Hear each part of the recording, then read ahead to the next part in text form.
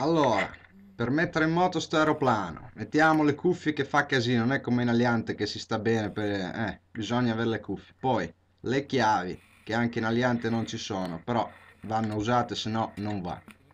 Poi si attacca tutto così non si sbaglia, si attacca la benzina, si pompa una trentina di volte, se no non va. Ecco, la benzina c'è, adesso dovrebbe girare davanti. Ecco, gli manca poco, adesso ci arriva. Eccolo, perfetto.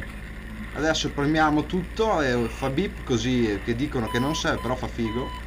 Ecco, adesso che ho acceso tutto, tutto a posto. Adesso va bene, apriamo solo che fa caldo, però almeno quella roba là davanti fa un po' d'aria, quello è bello. Da sinistra a destra, tutto libero, andiamo.